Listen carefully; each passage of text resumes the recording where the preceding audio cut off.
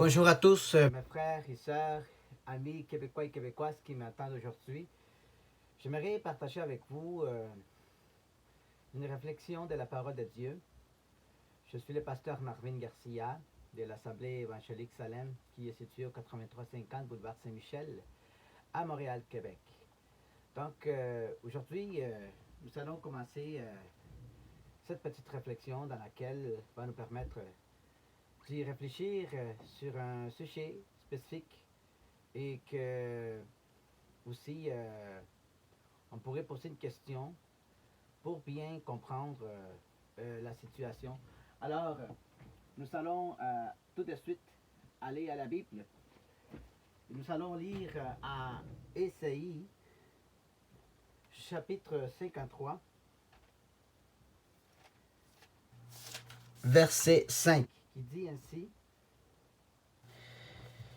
Cependant, il a porté nos souffrances, il s'est chargé de nos douleurs, et nous l'avons considéré comme puni, frappé de Dieu et humilié. Le sujet ou le thème dans lequel je vais aborder aujourd'hui cette réflexion comporte comme: qui a tué Jésus? C'est une question dans laquelle je vais tenter de bien résumer pour qu'on puisse comprendre quelques éléments qui sont assez importants pour nous tous. Pourquoi Christ est-il mort? Qui porte la responsabilité de sa mort? C'est une question qui mérite bien une réponse concrète, une réponse réelle. Donc, commençons. Bien des personnes n'ont pas conscience du problème sous-jacent à ces questions. Aussi, elles n'éprouvent aucun intérêt à répondre, n'est-ce pas? Pour la plupart, la situation est tellement claire. Jésus n'est pas mort. Disent-ils, il a été tué comme un vil criminel. D'autres s'inscrivent dans une autre théorie qui circule dans nos jours, qui dit que c'est quelqu'un d'autre qui est mort à la place de Jésus, à savoir Judas Iscariote. Mais aujourd'hui, nous avons une proposition à garder dans notre esprit. Nous devons reconnaître que Christ a donné volontairement sa vie à cause de nos péchés pour nous racheter et nous donner son salut. Nous savons d'après l'information biblique que l'enseignement de Jésus était perçu comme dangereux. Son attitude apparemment irrespectueuse à l'égard de la loi héritée les autorités juives, qui jugeaient ses affirmations de blasphème contre Dieu et envers les Juifs eux-mêmes. Pour les Romains, ils voient que Jésus s'est proclamé lui-même roi des Juifs. De plus, il représentait une personne révolutionnaire. Alors, comme Jésus présentait une opposition tant pour les Juifs comme pour les Romains, ils décidèrent de trouver un chef d'accusation d'ordre théologique pour condamner Jésus. Alors, pour les Juifs, le blasphème, et pour les Romains, c'est de sa sédition politique. La question se pose encore: qui a tué Jésus? Est-ce les soldats romains et Pilate? Alors, nous avons tendance à penser que ceux qui ont amené en exécution la mort de Jésus sont les seuls responsables, n'est-ce pas? Bien sûr que ceux qui ont crucifié le Seigneur, ce sont les soldats romains. Mais il faut tenir compte qu'ils ont agi dans leur devoir, c'est-à-dire qu'ils avaient pour mission d'exécuter la sentence prononcée par Ponce Pilate. D'autre part, nous savons peu d'informations dans les 4 évangiles sur le processus de cette torture. D'après ce qu'on peut lire, où on résume qu'on humiliait le condamné en devenant entièrement, puis en le clouant des mains et pieds. Les crucifiés restaient plusieurs jours en proie à d'indicibles souffrances, exposés à la chaleur accablante du jour et à la fraîcheur de la nuit et sans aucun secours. Dans la partie des soldats romains, rien ne nous est dit sur la forme de leur devoir. Rien ne nous permet d'affirmer dans quel état d'esprit ils se sont acquittés de leur tâche. En souffrait-il? Fait-il preuve d'une cruauté ou d'un sadisme repoussant? L'accomplissement, est-ce qu'il s'accomplissait avec joie ce travail? Nous l'ignorons. Tout ce que nous savons, c'est qu'il a obéissé aux ordres reçus de Ponce Pilate. Nous pouvons nous rendre compte d'une vérité d'après la lecture des évangiles que ne semblait pas rapprocher aux soldats romains, Qui ça, eux? Les peuples juifs, les pharisiens, les personnes religieuses de ce temps-là. Ils ne semblaient pas reprocher aux soldats romains d'avoir crucifié Jésus. Ils ajouteront même que le centurion responsable de l'exécution de l'ordre crut ou du moins fit une expérience partielle de la foi. Ponce Pilate était coupable car son cas d'ordre d'exécution était différent. Sa culpabilité est évoquée chaque fois qu'un chrétien récite les credos. Il a été crucifié sous Ponce Pilate. Wow. L'historien Flavius Joseph mentionne une autre de ses erreurs impardonnables, le détournement d'une partie de l'argent du temple au profit de la construction d'un aqueduc. On peut voir quelques indices de son caractère emporté, cruel et violent. Mais nous devons comprendre aussi qu'il avait pour suprême ambition le respect de la loi et le maintien de l'ordre. Alors, dans ce but, il se voyait dans l'obligation de surveiller attentivement ces Juifs, toujours prêts à fomenter des troubles. Donc, il fallait que Pilate fasse preuve de fermeté et de supprimer sévèrement toute agitation ou menace d'agitation. Cependant, dans les investigations de Ponce Pilate concernant ce que nous décrivent les évangiles, ce dernier était convaincu de l'innocence de Jésus. C'est pourquoi Pilate même était étonné du comportement du prisonnier par sa totale maîtrise de soi et par le caractère inoffensif de sa personne et de ses idées. C'est pourquoi Pilate proclama à 3 reprises qu'il ne trouva aucun motif d'accusation contre Jésus. Il chercha à libérer en s'appuyant dans une nouvelle coutume. Il espérait que la foule opterait pour la libération de Jésus, mais devant l'insistance de la foule, il se leva les mains pour montrer qu'il se considérait innocent de ce supplice infligé à Jésus. Ce n'est pas facile des fois pour quelqu'un qui est à la tête. Alors, il est facile de condamner sévèrement Pilate, bien sûr.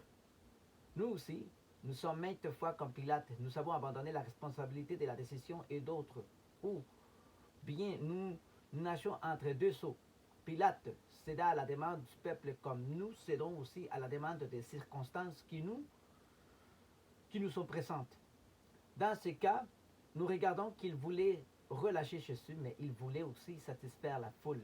Son affrontement, si le relâche, tu n'es pas ami de César.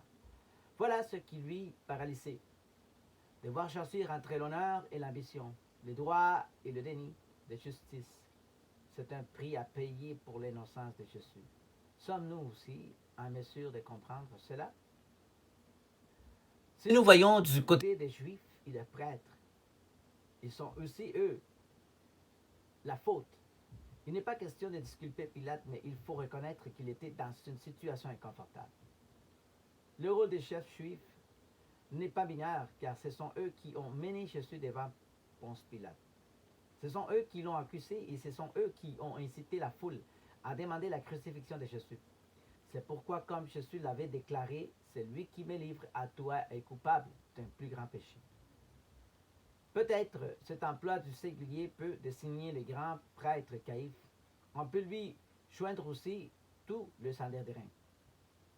Comme nous le voyons dans la déclaration de Pierre, vous, Israélites, vous avez fait mourir le prince de la vie.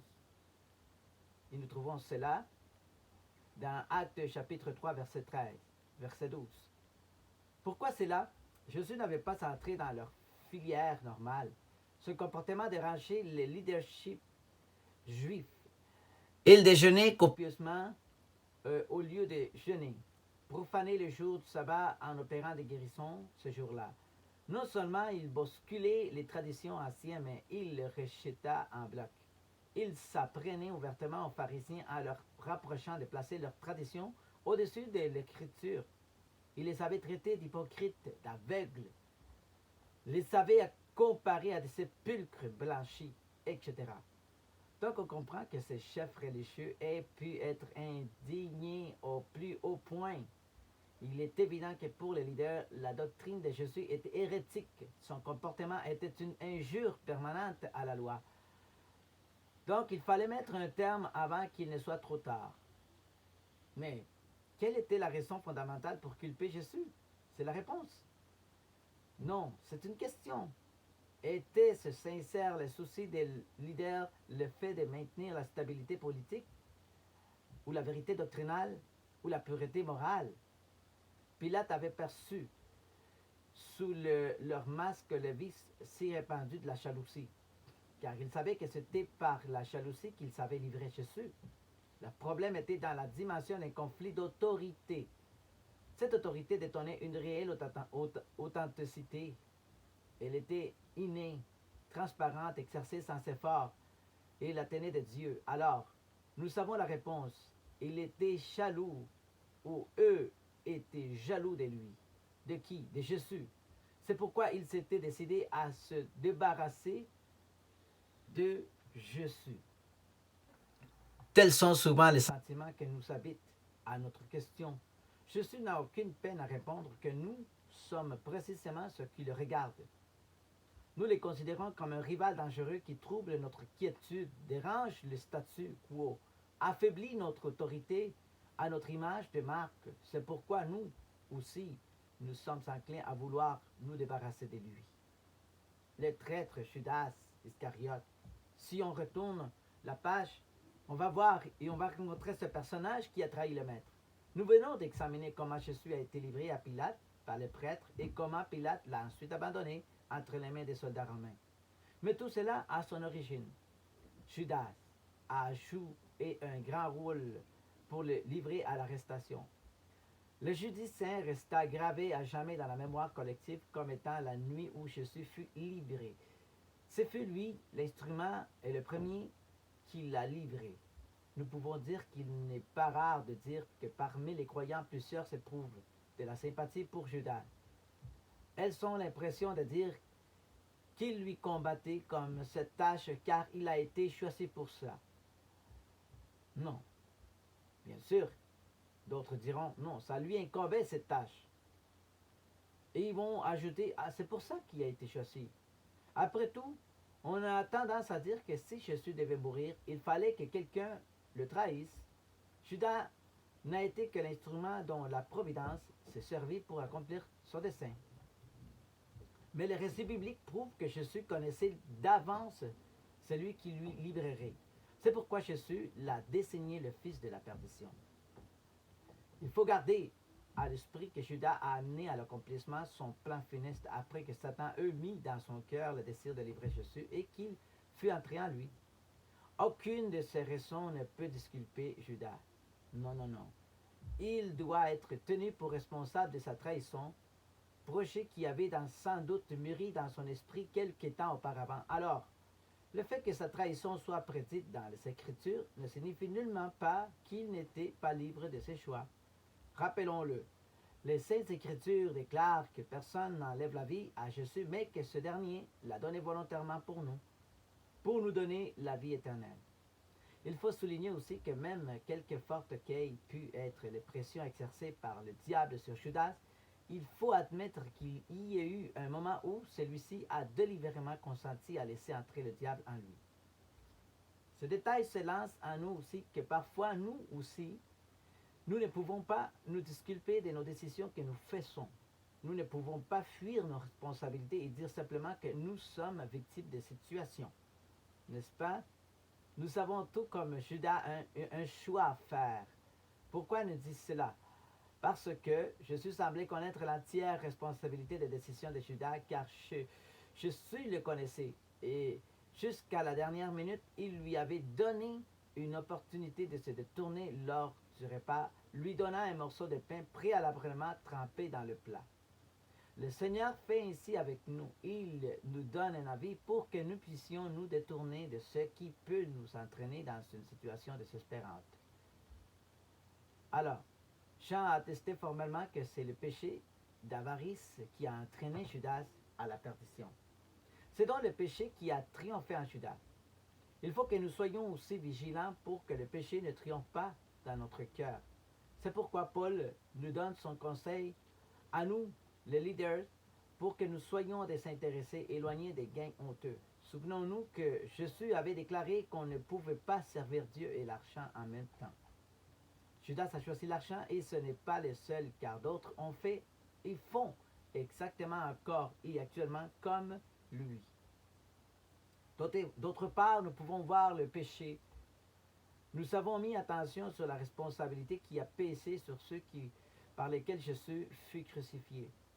Premièrement, Judas, par la cupidité, ensuite les prêtres par la jalousie, et dernièrement par la lâcheté de Pilate qui l'a livré aux soldats qui lui crucifièrent.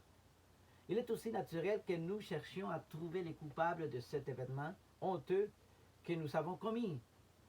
Tout cela est pour excuser notre comportement. Il faut dire que nous sommes concernés aussi. Nous sommes coupables. Si nous avions été à la place de ces hommes, nous serions agi comme eux. Peut-être nous dirions-nous, non, ce n'est pas comme ça. Mais dans des circonstances, il se peut que nous agissons pire que eux.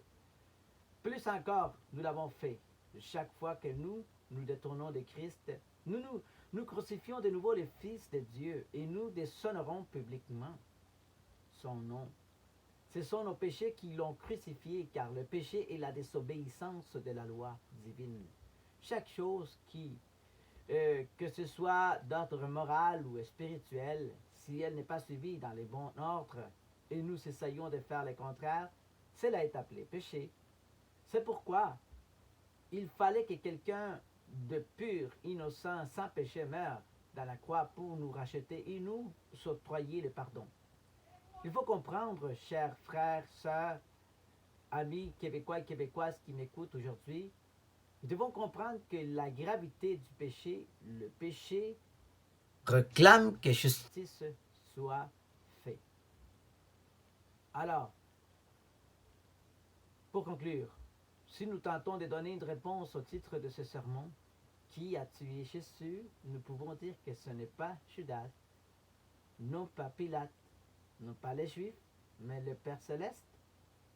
Est-ce par amour qui, envers l'humanité, alors placée à la croix, nous pouvons dire que ce sont nos péchés qui l'ont cloué sur la croix? Est-ce bien sûr? Oui, et en même temps, c'est son choix. C'est son amour qui l'a conduit à la croix. Pour quelle raison? Parce que l'humanité ou l'homme était perdu. Alors, Jésus est mort pour accomplir la volonté du Père Céleste. Donc, il faut nous souvenir toujours.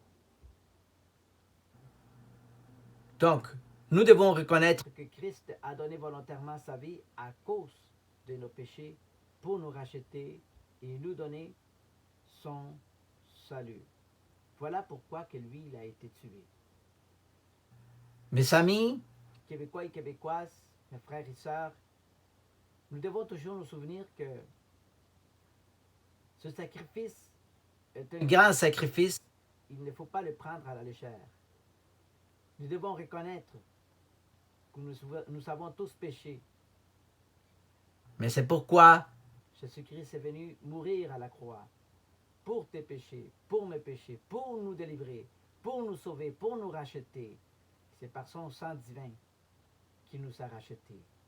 Nous devons seulement accepter ces sacrifices et dire, j'accepte, ô Dieu, Tout-Puissant, ce sacrifice que tu as fait à la croix pour moi. Purifie-moi. Rentre dans mon cœur. Je veux que tu transformes ma vie. Je ne veux plus faire ceci ni cela. Je ne veux plus demeurer dans ce chemin ou dans cette voie et de péché, dans cette voie qui m'éloigne encore plus de toi, qui m'éloigne de ma famille, qui m'éloigne de moi-même. C'est le temps, mes chers frères et sœurs, c'est le temps, mes amis québécois et québécoises qui m'écoutent. Dieu ne nous impose pas sa volonté. Dieu veut que nous le choisissons par notre propre volonté. Alors, j'espère que cette réflexion puisse nous aider grandement durant toute cette semaine et que nous puissions y réfléchir.